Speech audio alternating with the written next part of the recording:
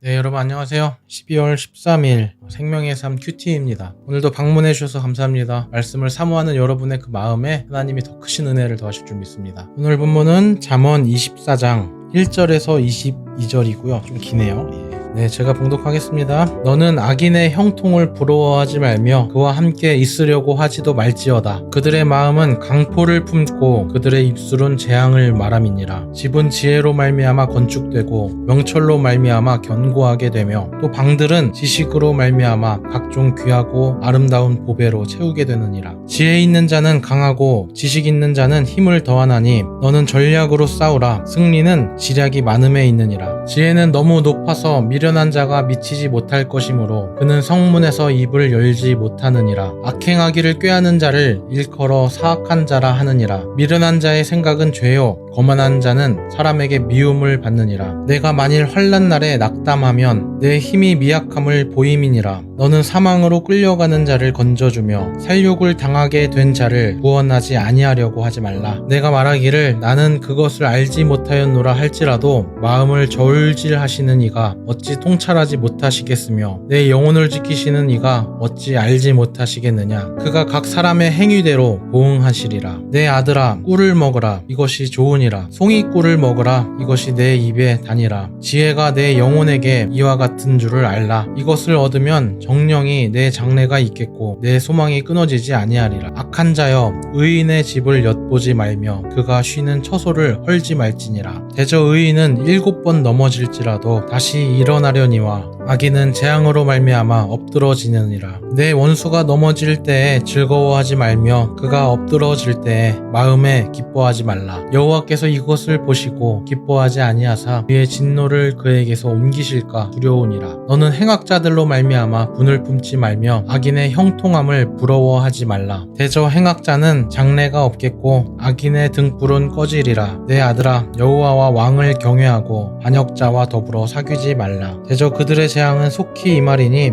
그 둘의 멸망을 누가 알랴. 아멘. 네, 긴 본문을 쭉 읽다가 17절에서 한동안 멈췄습니다. 왜냐하면은 이 본문이 채찍이 돼서 제 삶을 돌아보게 하는 거예요. 원수가 넘어질 때 내 마음에 그 사이다 같은 시원함을 즐긴 적이 꽤 많았던 것 같아요. 한 번은 제가 운전 중에 난폭 운전하는 차가 보이더라고요. 차선을 2초에 한 번씩 바꿔.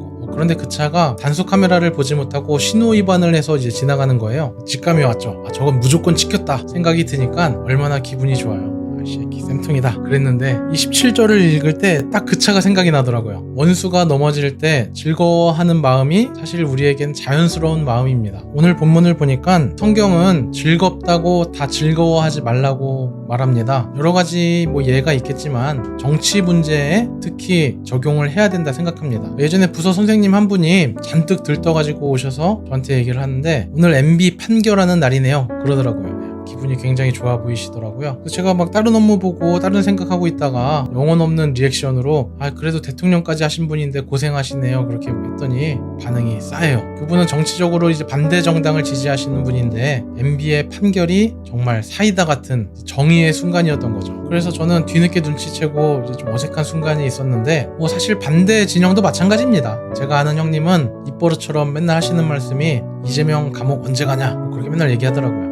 그런 모습들을 볼 때마다 드는 생각이 그래서 성경에서 원수가 넘어질 때 즐거워하지 말라는 것 같아요. 왜냐하면 그 사이다 같은 시원함이 내 중심을 무너뜨리거든요. 오늘 썸네일 보고 들어오신 분이 있죠.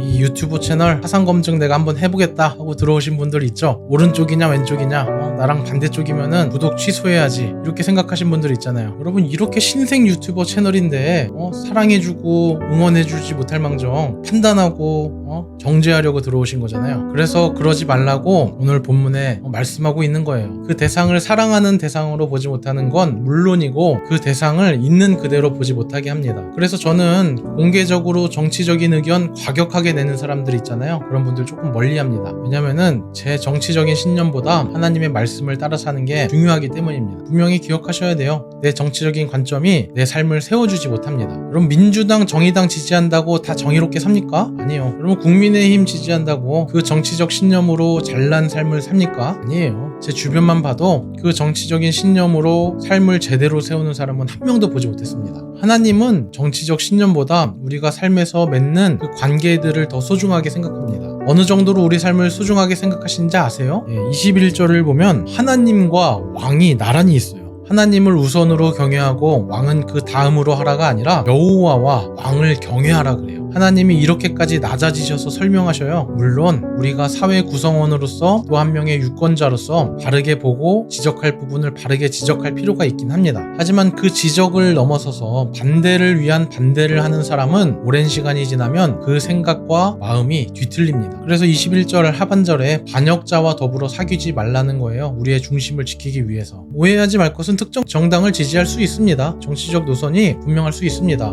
무조건 지금의 대통령을 지지하라는 말이 아닙니다. 분명하게 볼 것은 보되 왜곡된 마음으로 보지는 말라 그 얘기예요. 왜냐하면 우리의 중심이 무너지기 때문입니다.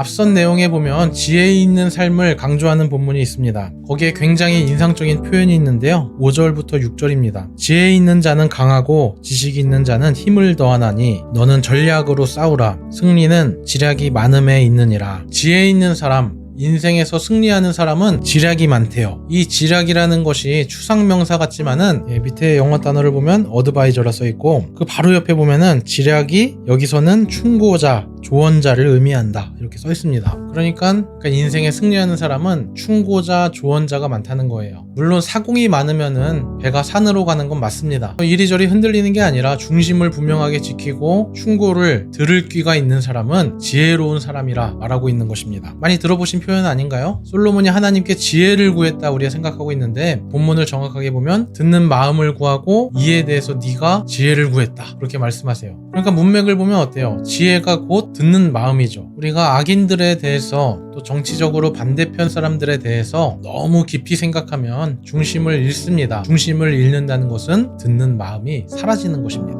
그 삶은 지혜롭지 못한 방향으로 가기가 쉽다는 말입니다. 물론 정치적인 문제에 대해서 무지한 것보다는 관심을 갖고 공부하는 게 좋다고는 생각합니다. 하지만 그 악의 무리에 대해서 너무 깊이 삼켜지지 않도록 우리의 중심을 지킬 필요가 있습니다. 사실 큐티 영상까지 들어오셔서 이 영상을 이 끝자락까지 보실 정도면 아주 훌륭하신 분이시기 때문에 걱정은 안 하셔도 될 것 같습니다. 네, 여러분 오늘도 주님 안에 평안한 하루 되시기를 기도하겠습니다. 내일 만나요.